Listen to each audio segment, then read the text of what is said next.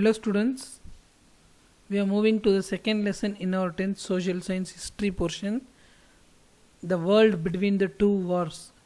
The two world wars refers to the First World War and the Second World War. First World War happened between 1914 to 1918 and Second World War happened between 1939 to 1945. Between these years 1918 and 1939 வேர்ல்டில் என்ன நடந்துச்சு அப்படிங்கிறத பற்றி தான் இந்த லெசனில் ஃபுல்லாக பார்க்க போகிறோம். The First World War shattered the global capitalistic system based on European imperialism. We know what is a capitalistic system. So all the powers is in the hand of private owners. அதாவது நம்ம capitalistic economy அப்படின்னு சொல்கிறோம். இந்த First World War European countries ஃபுல்லாகவே capitalistic system mostly follow பண்ணிகிட்டு இருந்தாங்க. The First World War shattered. What do you mean by shattered? So எல்லாமே காலி ஆயிடுச்சு, நத்திங் லெஃப்ட், அந்த மாதிரிங்கிறத ஷேட்டர்ட் சிச்சுவேஷன் சொல்கிறோம்.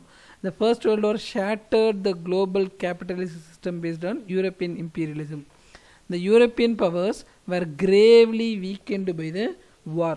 Gravely means very seriously weakened by the war, financially and politically. So world வாரில் நிறைய செலவாயிடுச்சு. All the countries in Europe become very weak. The trade and financial imbalances left by the war and the harsh peace that followed created instabilities throughout the 1920s. Imbalance, opposite of balance is imbalance.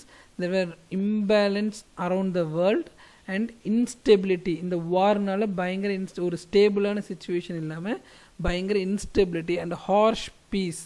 நேச்சுரலான peace, அமைதியாக இருக்கிற situation வேறு. So war நடந்துருச்சு, no one has energy left, கண்டிப்பாக ஒரு piece வேணும் அப்படிங்கிற ஒரு கட்டாயமான சிச்சுவேஷனில் பீஸ்க்கு போகிறது தான் ஹார்ஷ் பீஸ் அப்படின்னு சொல்கிறோம். So because of the war there were imbalance all around the world and is a situation for peace in 1920s. The conflict between the workers and the ruling classes that controlled the government became intense. கான்ஃப்ளிக்ட்னா சண்டைன்னு சொல்கிறோம். So ஒர்க்கருக்குள்ள வேலை செய்கிறவங்களுக்கும் employers வேலை கொடுக்குறவங்களுக்கும் இருக்கிற problems என்ன ஆகிட்டே வருது, intense அதிகமாகிட்டே வருது. As a result of the fascism emerge in Italy and Germany. இந்த மாதிரி ஒர்க்கிங் கிளாஸ் பீப்புளுக்கும் ஓனர்ஸ்க்கும் ப்ராப்ளம்ஸ் வர்றதுனால ஃபாசிசம் அப்படிங்கிற ஒரு கான்செப்ட் இட்டாலியிலையும் ஜெர்மனிலையும் ஸ்டார்ட் ஆக ஆரம்பிக்குது. Anti colonial struggles, colonial struggles அப்படின்னு காலனியலிசம் என்ன சொல்கிறோம், ஸ்ட்ராங் கண்ட்ரி போய் வீக் கண்ட்ரி கேப்சர் பண்ணிக்கிறது தான் காலனியலிசம் அப்படின்னு சொல்கிறோம்.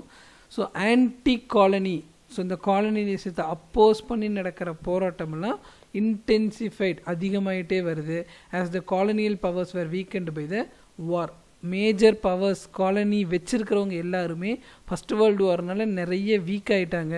ஸோ இந்த டிபெண்ட் கண்ட்ரிஸ் எல்லாமே அவங்கவுங்க ஃப்ரீடம்காக என்ன பண்ண ஆரம்பிச்சிட்டாங்க, ஃபைட் பண்ண ஆரம்பிச்சிட்டாங்க. The Soviet Unions, who is Soviet Union? Russia is called as Soviet Union, USSR, Union Soviet Socialistic Republic. Soviet Unions role in extending solidarity in the sense support in struggling nation to national movements also went a long way in accelerating the process of decolonization in Asia. So இந்த ஃப்ரீடம்காக fight பண்ணுற கண்ட்ரீஸ்க்கெல்லாம் யார் support பண்ணுறாங்க, Russia support பண்ணுறாங்க. With the Russia support the decolonisation becomes more intense, இன்னும் அதிகமாகிட்டே வருது. Accelerating, boost up ஆகிட்டே இருக்காங்க. They are fighting for their freedom in Asia. It was high noon of imperialism in Africa during the interwar period. Interwar periodனா first world வார்க்கும் second world வார்க்கும் middle இருக்கிற period தான் இன்டர்வார் பீரியட்னு சொல்கிறோம். இந்த டைமில் ஆஃப்ரிக்காவில் காலனியலைசேஷன் ரொம்ப அதிகமாக இருந்துச்சு. இன் கான்ட்ராஸ்ட் அதுக்கு ஆப்போசிட்டாக என்ன நடந்துச்சுன்னா, the independence to the Latin American countries had occurred even before the first half of the 19th century. So ஆஃப்ரிக்காவில் காலனியலைசேஷன் அதிகமாக இருந்துச்சு. பட் இன் லாட்டின் அமெரிக்காவில் எல்லா கண்ட்ரிஸ்க்கும் என்ன கிடைக்க ஆரம்பிச்சிச்சு, ஃப்ரீடம் கிடைக்க ஆரம்பிச்சிச்சு. லாட்டின் அப்படின்னா என்னென்னு சொல்கிறோன்னா, Latin is the language of ancient Rome. Ancient ரோமோட லாங்குவேஜ் தான் லாட்டின். அந்த லாங்குவேஜ்லேருந்து தான் ஃப்ரான்ஸ், ஸ்பானிஷ் அந்த மாதிரி நிறைய லாங்குவேஜஸ் டெவலப் ஆகுச்சு அப்படின்னு சொல்கிறாங்க. லாட்டின் அமெரிக்கா டெரிட்டரிஸில் என்ன இருப்பாங்க, மோஸ்ட்லி இந்த ஸ்பானிஷ் பீப்புள், ஃப்ரான்ஸ் பீப்புளில் நிறைய பேர் இருந்ததுனால தான், அமெரிக்காவில் இந்த பீப்புளாக இருந்ததுனால தான் those are called as Latin America அப்படின்னு சொல்கிறோம். அங்கெல்லாம் நிறைய பேருக்கு ஃப்ரீடம் கிடைக்க ஆரம்பிச்சிச்சு. Lot of countries got freedom before the first of the 19th century. 19th centuryனா எது சொல்கிறோம், 1801 to 1900s தான் 19th centuryன்னு சொல்கிறோம். But they had to soon confront their protector turned exploiter, the USA. So Latin American கண்ட்ரீஸ்க்கு freedom கிடைக்க ஆரம்பிச்சிச்சு. But இருந்தாலுமே கான்ஃப்ரண்ட் ஃபைட் பண்ண வேண்டியது இருந்துச்சு. யார்கிட்ட, இவ்வளோ நாளாக அவங்களுக்கு ப்ரொட்டக்டராக யூஎஸ்ஏ இருந்தாங்க. இந்த ப்ரொட்டக்டரே இப்போ என்ன ஆகிட்டாங்க, எக்ஸ்ப்ளாய்டர், அவங்க ஊரில் இருக்கிற ரிசோர்ஸஸ் எல்லாம் எடுத்துகிட்டு போகிறவங்களாயிட்டாங்க. அதனால் this Latin American countries had to fight with USA. As we saw in the last chapter, the crisis in the Western world had to lead to the outbreak of the World War I. We now turn to the social and political developments in the world after the end of the war. So last சாப்டரில் என்ன பார்த்தோம், எதனால் world war 1 வந்துச்சுன்னு பார்த்தோம். இந்த சாப்டரில் world war 1க்கு அப்புறம் என்னென்ன டெவலப்மெண்ட்ஸ் வேர்ல்டில் நடந்துச்சு அப்படிங்கிறத பற்றி பார்க்க போகிறோம். ஸோ அதில் கிரேட் டிப்ரெஷன் பற்றி பார்க்க போகிறோம். Developments in the post war.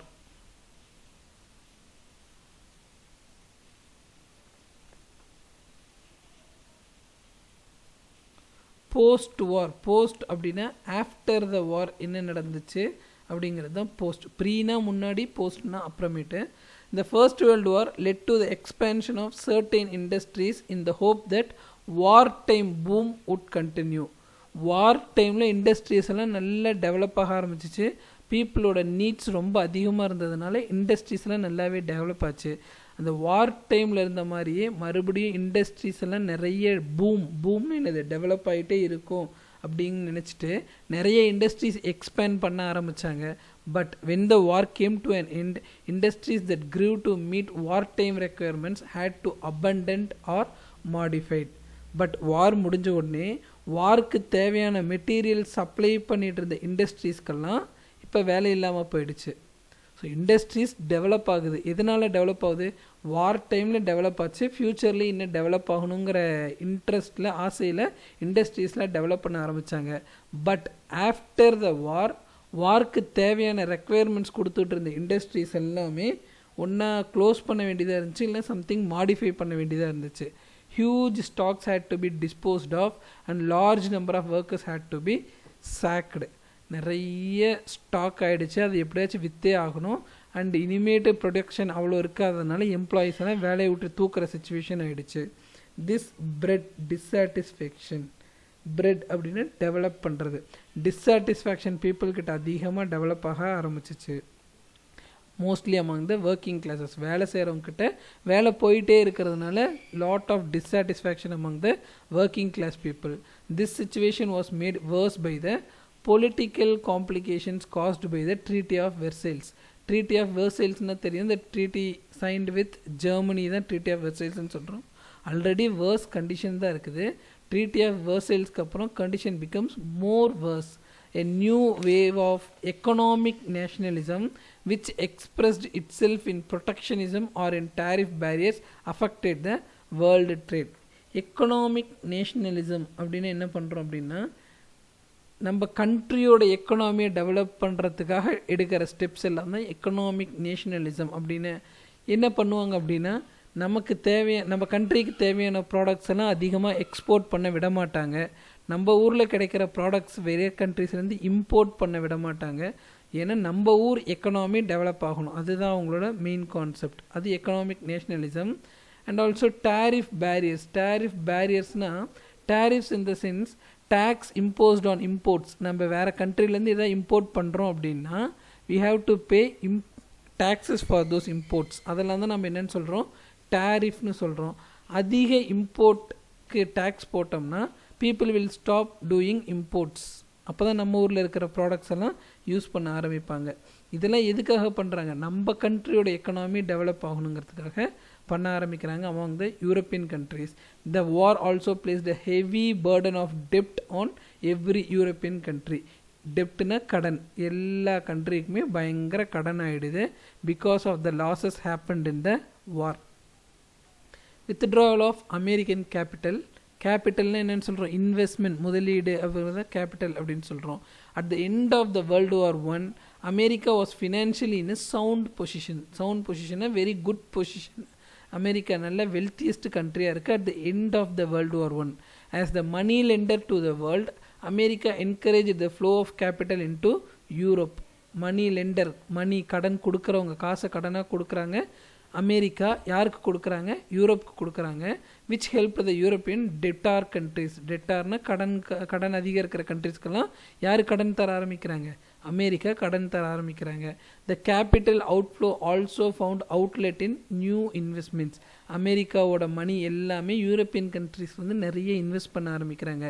But these investments yielded profits after only a some certain period.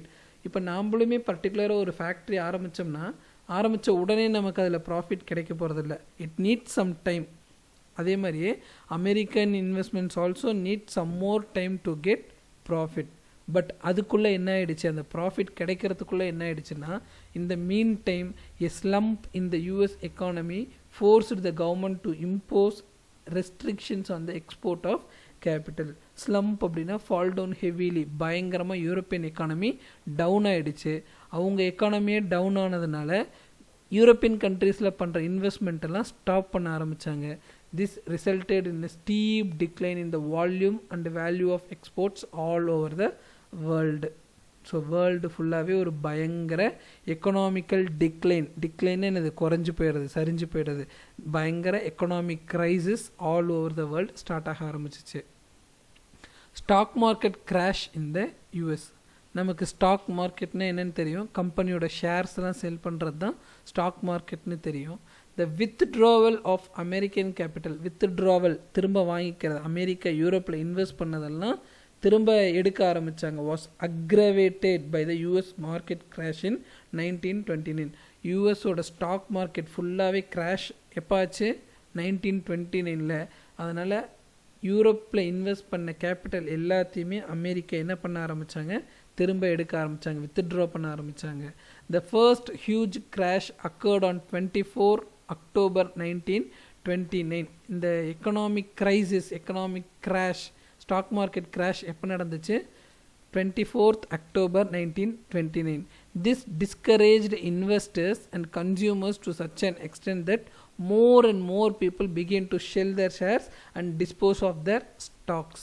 So பயங்கர எக்கனாமிக் ஸ்டாக் மார்க்கெட் கிராஷ் ஆகிறதுனால வாங்கி வச்சுருக்கிற ஷேர்ஸ் எல்லாமே பீப்புள் என்ன பண்ண ஆரம்பித்தாங்க, விற்க ஆரம்பித்தாங்க. But there no buyers. ஒரு கம்பெனியோட ஷேர் குறையும் போது யாராவது போய் ஷேர்ஸ் வாங்குவாங்களா, கண்டிப்பாக மாட்டாங்க. So people started to sell their shares when the value declined, but there was no one to buy the shares. யாருமே அந்த ஷேர்ஸை வாங்குறதுக்கு ரெடியாக இல்லை. This was followed by a failure of American banks. American bank ஃபுல்லாகவே fail, money இல்லாமல் போயிடுச்சு.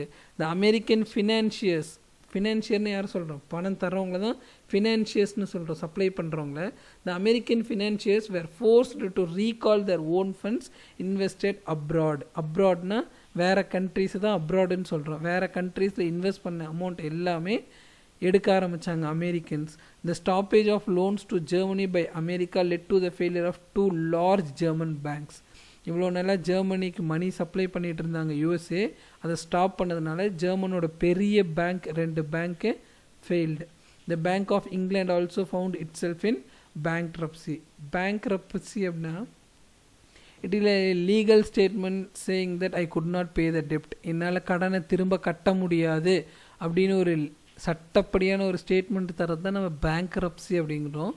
Because of the stoppage of funds from America, German, UK and all other European countries started to fall one by one. எல்லா கண்ட்ரியோட எக்கனாமியும் down ஆக ஆரம்பிச்சிச்சு. American economy ஃபுல்லாகவே down ஆகிடுச்சு. Breakdown of the international system of exchange. Despite emergency measures such as cutbacks in expenditure and increased taxation, the situation did not improve in England. So எக்ஸ்பெண்டிச்சர்னா செலவெல்லாம் கம்மி பண்ணினாங்க, tax அதிகம் பண்ணினாங்க கண்ட்ரியில், யூகேயில். பட் இருந்தாலுமே இந்த டிப்ரெஷன் சுச்சுவேஷன் என்னாகலை, சரியாகவே இல்லை. So England decided to leave the gold standard.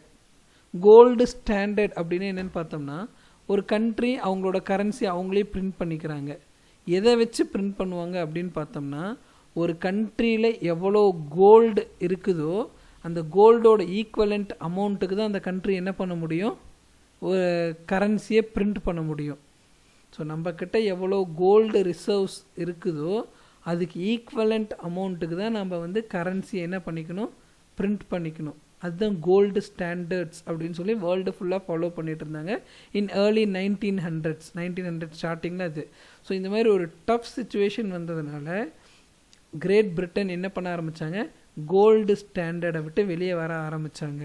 Immediately a great number of countries left the gold standard. அவங்க கையில் இருக்கிற கோல்டை விட அதிகமாக எல்லாம் என்ன பண்ண ஆரம்பித்தாங்க, கரன்சி பிரிண்ட் பண்ண ஆரம்பித்தாங்க. Each nation adopted a policy of protectionism and devaluation of currency. Devaluation of currencyனா நம்ம காசோட மதிப்பு குறைஞ்சிட்டே வருது. ஸோ காசோட மதிப்பு குறையிறதுனால என்ன நமக்கு ப்ராஃபிட் அப்படின்னு பார்த்தோம்னா, நம்ம யூஸ்வலாக பார்த்துருப்போம், ஒரு டாலரோட இந்தியன் வேல்யூ வந்து 70 rupees அப்படின்னு யூஸ்வலாக பார்க்குறோன்னு வச்சுக்கோங்க. இப்போ நம்ம கண்ட்ரியோட எக்கனாமி டவுன் ஆக நம்ம டாலரோட வேல்யூ என்ன ஆகிட்டே வரும், இன்க்ரீஸ் ஆகிட்டே வரும். நம்ம எக்கனாமி டவுன் ஆச்சுன்னா ஒரு டாலருக்கு 70 rupeesனு இருக்கிறது ஒரு டாலருக்கு என்னவாகிட்டே வரும், 75 rupees, 76, 77ன்னு நம்ம இந்தியன் ருப்பி வேல்யூ இன்க்ரீஸ் ஆகிட்டே வரும். இந்த டீவேல்யூவேஷனால் என்ன ஒரு பெனிஃபிட், லாங் டேர்ம் பெனிஃபிட் எதுவும் கிடையாது. ஷார்ட் டேர்மில் என்ன பெனிஃபிட் அப்படின்னா, நான் இவ்வளோ நாளாக ஒரு $1000 வந்து எக்ஸ்போர்ட் பண்ணிகிட்டு இருந்தேன் அப்படின்னா 70 rupees இருக்கும் போது எனக்கு எவ்வளோ கிடைக்கும், 70,000 rupees கிடைக்கும். இப்போ கண்ட்ரியோட எக்கனாமி டிக்ளைன் ஆகும்போது டாலரோட வேல்யூ என்ன ஆகுது, 75 rupees ஆகுது. அதே $1000 நான் இப்போ யூஎஸ்க்கு எக்ஸ்போர்ட் பண்ணேன்னா என்னோடய இந்தியன் வேல்யூ என்ன ஆகிடுது, 75,000 rupees ஆகிடுது. ஸோ டீவேல்யூவேஷன் கான்செப்ட் புரியுதா உங்களுக்கு? ஸோ ஒரு கண்ட்ரியோட எக்கனாமி டவுன் ஆகும்போது நம்ம கண்ட்ரி டாலருக்கு ஈக்குவலான நம்ம மணி வேல்யூ என்ன ஆகிட்டே வருது, இன்க்ரீஸ் ஆகிக்கிட்டே வருது. லாங் டேர்ம் பெனிஃபிட் கிடையாது, ஷார்ட் டேர்ம் பெனிஃபிட் தான். இப்போ 70 rupees இருக்கும் போது நான் ஒரு 70,000 rupeesக்கு எக்ஸ்போர்ட் பண்ணுறேன்னா நம்ம கண்ட்ரி எக்கனாமினால் 75 rupees ஆகிடுச்சுன்னா they are getting profit.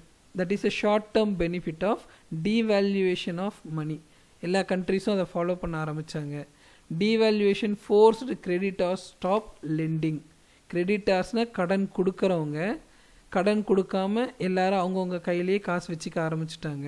This led to a world wide credit contraction. யாரும் கடன் தராததுனால எங்கேயுமே காசே கிடைக்கல, கடனே கிடைக்கல world வைடில். Thus the defensive measures adopted by various nations to safeguard their economic interests led to an unprecedented decline in the world economic activity. அவங்க கண்ட்ரியோட எக்கனாமியை காப்பாற்றிக்கணுன்னு நிறைய measures எடுக்கிறாங்க. நிறைய கண்ட்ரிஸ் நிறைய மெஷர்ஸ் எடுக்க வேர்ல்டோட டோட்டல் எக்கனாமி டிக்ளைன் ஆகிடுச்சு. World economy is in a very worst position after the First World War. As its effect was deep and prolonged. Prolongedனா it was for a long time, நிறைய காலத்துக்கு இருந்ததுனால this period was called as Great Economic Depression. So இந்த depression கண்ட்ரியோடைய வேர்ல்டோட economy down ஆனது ரொம்ப நாள் இருந்ததுனால this depression was called as Great Economic Depression. Repercussions in politics. இந்த வேர்ல்டில் நடந்த எக்கனாமிக் டிப்ரெஷன்னால பாலிட்டிக்ஸில் என்னென்ன எஃபெக்ட்ஸ் இருந்துச்சுங்கிறது தான் ரீபர்குஷன்னு சொல்கிறோம். The depression changed the political conditions in several countries. In England, Labour Party was defeated in the general elections of 1931. Economy down ஆனதுனால அந்த பார்ட்டிக்கு யாரும் ஓட்டு போடலை. They lost the power in England. In USA, Republican Party was rejected by the people in the successive elections for about 20 years after the depression. சக்ஸஸிவ்னா அடுத்தடுத்து வர election எல்லாத்துலேயுமே Republican பார்ட்டிக்கு யாருமே ஓட்டு போடவே இல்லை யூஎஸ்ஏல. And that country faced defeat only. The party faced defeat only. Gold standard is a monetary system where countries' currency or paper money carried a value directly linked to gold. ஒரு கண்ட்ரிகிட்ட எவ்வளோ gold இருக்குதோ அதுக்கு equal amount of currency இருக்கிறது தான் gold standard அப்படின்னு சொல்கிறோம். Countries in gold standard agree to convert paper money into a fixed amount of gold. இவ்வளோ amount of கோல்டுக்கு நான் இவ்வளோ கரன்சி பிரிண்ட் பண்ணிக்கலாங்கிறது தான் வேர்ல்டு ஃபுல்லாக இருந்துச்சு. That is not in practice nowadays. In olden டேஸில் அப்படி இருந்துச்சு. So this was the situation. There was a great economic depression after the first world war around the world. பர்டிகுலராக கண்ட்ரியில் ஆல் ஓவர் த வேர்ல்டில் கிரேட் எக்கனாமிக் டிப்ரெஷன் இருந்துச்சு. இந்த மாதிரி ஒரு டிப்ரெஸ்டு சுச்சுவேஷனில் தான் இட்டாலியில் ஃபேசிசம் அப்படிங்கிற ஒரு கான்செப்ட் க்ரோ ஆக ஆரம்பிச்சிச்சு. வினோ இட்டாலியில் ஃபேசிசம் என்ன பண்ணாங்க? The first of the nations of Western Europe to turn against the old ruling regime was Italy.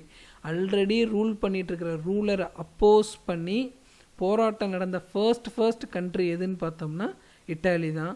During World War I, the primary task of Italy was to keep the Austrians occupied on the southern front, while the British, French and Americans concerned Germany into submission along the battle line in Flanders.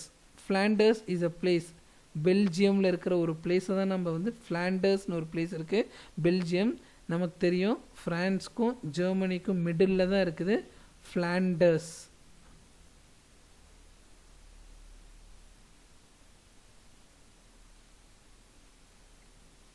So first world war அப்போ during the first world war the main task of Italy என்னவாக இருந்துச்சு?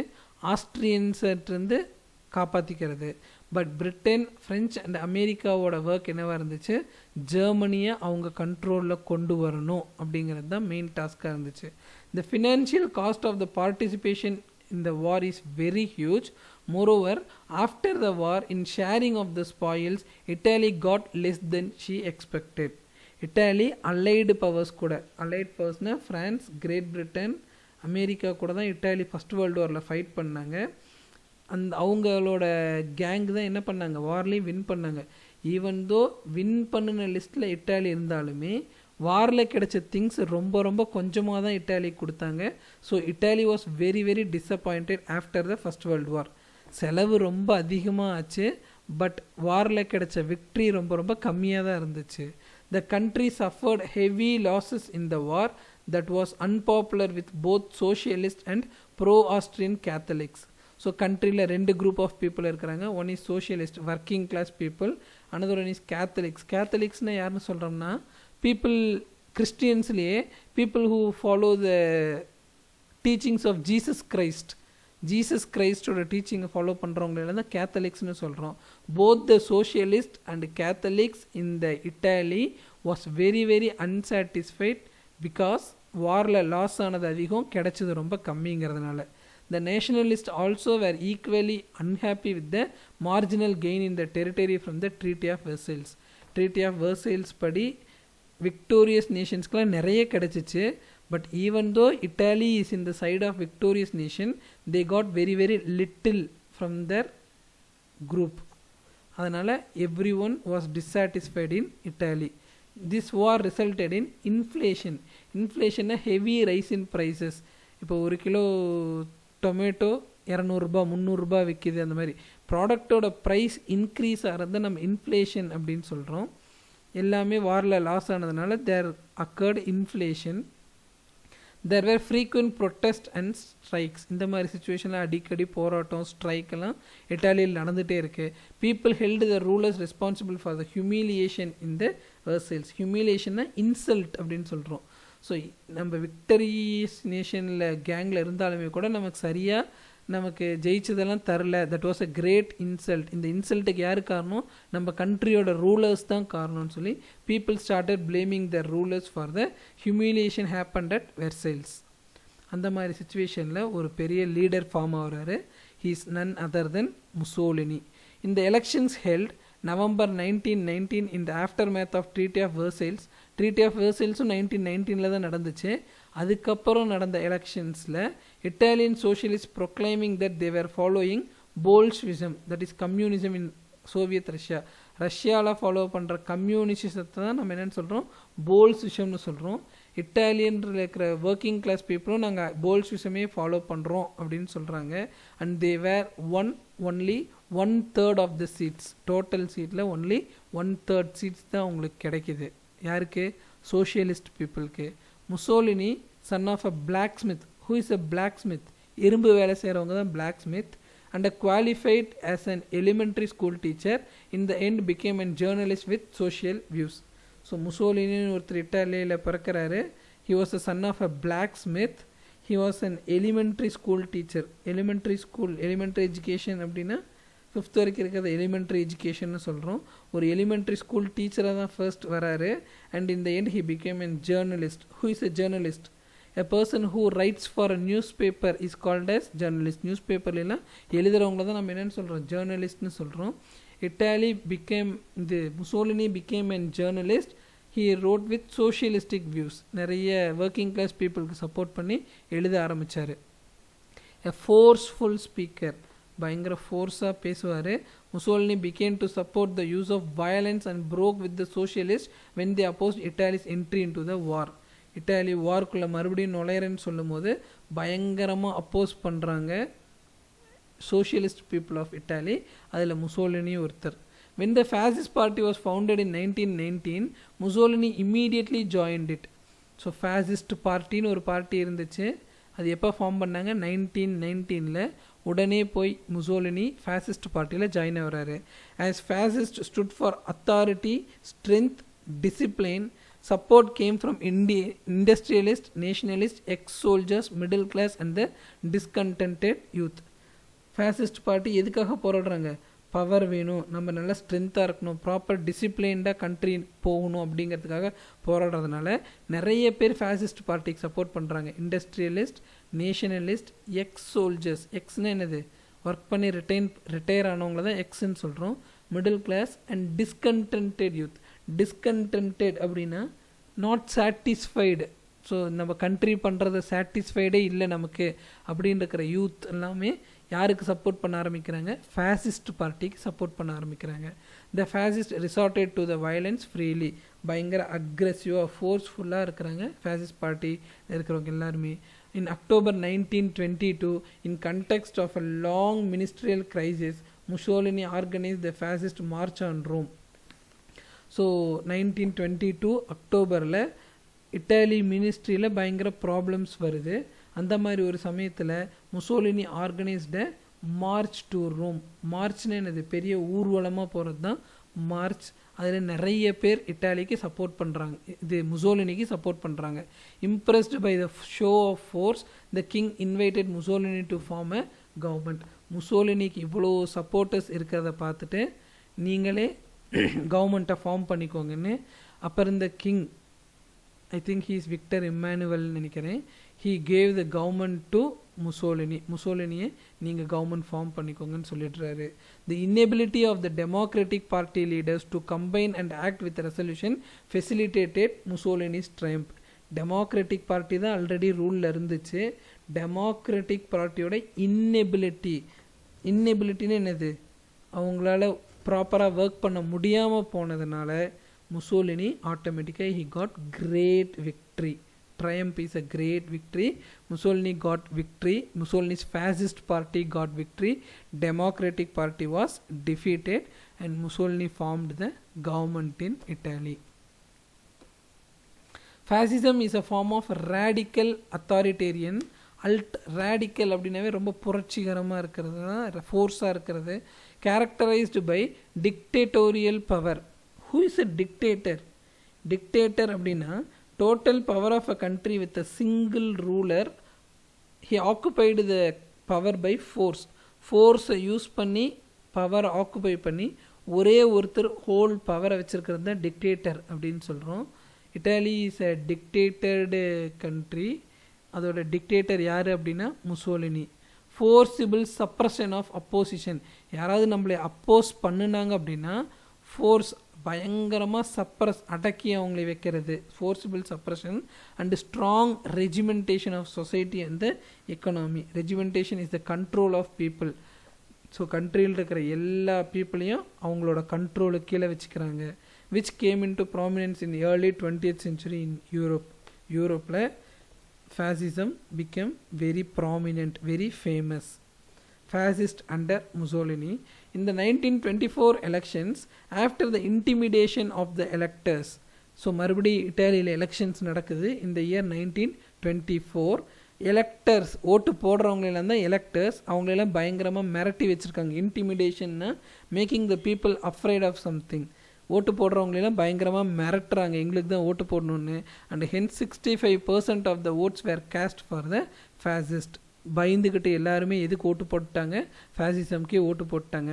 மேட்டியோட்டி, a socialistic leader who questioned the fairness of the election நேர்மையாக தான் நடந்துச்சா அப்படின்னு ஒருத்தர் கேட்குறாரு. Social party leader இந்த மாதிரி எதிர்த்து கேட்டதுனால ஹி வாஸ் மர்டர்ட், அவரை கொலை பண்ணிடுறாங்க. The opponent parties boycotted the parliament in protest. இந்த மாதிரி அவங்க லீடரை மர்டர் பண்ணதுனால ரூலிங் பார்ட்டி இப்போ யார் இருக்கிறாங்க? Fascist party became the ruling party. Opponent party எதிர்க்கிறாங்க. They boycotted the parliament in protest. யாருமே பார்லிமெண்ட்டுக்கு போகாமல் பாய்காட், என்னது, ப்ரொட்டஸ்ட் பண்ணுறாங்க, போராட்டம் நடத்துகிறாங்க. Mussolini reacted by banning opposition parties and censoring the press. Opposition பார்ட்டின்னு ஒன்றே கிடையாது, அதை ஃபுல்லாக நான் தடை பண்ணுறேன்னு முசோலினி ரூல் கொண்டு வந்துறாரு. Sensored the press. இதை பற்றி நியூஸ் பேப்பர்ஸ்லேயும் யாரும் எதுவும் எழுதக்கூடாது. ப்ரெஸ் மீன்ஸ் நியூஸ் பேப்பர்ஸ், யாரும் எதுவும் எழுதக்கூடாதுன்னு ரூல் கொண்டு வந்துடுறாரு. ஆப்போசிஷன் லீடர்ஸ் வேர் கில்ட் ஆர் இம்ப்ரிசன்ட். முசோலினி யாரெல்லாம் அப்போஸ் பண்ணுறாங்களோ ஒன்றா அவங்கள கொலை பண்ணிடுவாங்க, இல்லைன்னா அவங்களை பிடிச்சி ஜெயிலில் போட்டுருவார் Mussolini. Assuming the title of டியூஸ்னா லீடருங்கிற டைட்டிலில் இவர் பொறுப்பேற்றுக்கிறார் Mussolini. In 1926 he became the dictator with power to legislate. புது சட்டம்லாம் எழுதுறது தான் legislate powers. So Mussolini he is the லீடருங்கிற பவர் 1926 கிடச்சோடனே he got the power to legislate. புது சட்டம் என்ன வேணாலும் அவர் பாஸ் பண்ணலாம். So immediately he passed a law forbidding strikes and lockouts. யாரும் ஸ்ட்ரைக் பண்ணக்கூடாது, போராட்டம் பண்ணக்கூடாது அப்படின்னு புதுசாக ஒரு லா கொண்டு வரார் முசோலினி. Unions and employers. யூனியன்ஸ்னால் ஒர்க்கிங் கிளாஸ் பீப்புளோட அசோசியேஷன் தான் யூனியன். எம்ப்ளாயர் முதலாளிக, வேலை கொடுக்குறவங்க. எம்ப்ளாயி அப்படின்னா வேலை செய்கிறவங்க, எம்ப்ளாயர் அப்படின்னா வேலை கொடுக்குறவங்க. Unions and employers were organised into corporations. இவங்களெல்லாம் ஒன்று சேர்த்தி கார்பரேஷன் ஒரு அசோசியேஷன் ஸ்டார்ட் பண்ணுறாங்க. Which will settle wages and working conditions. வேஜஸ்னால் சம்பளம் தர்றது, அண்ட் ஒர்க்கிங் கண்டிஷன் என்னென்ன ரூல்ஸ் அண்ட் ரெகுலேஷன்ஸ் ஃபாலோ பண்ணுறதுலாம் இந்த கார்பரேஷன் தான் இனிமேட் பார்த்துக்க போகுது அப்படின்னு சொல்லிட்டாரு.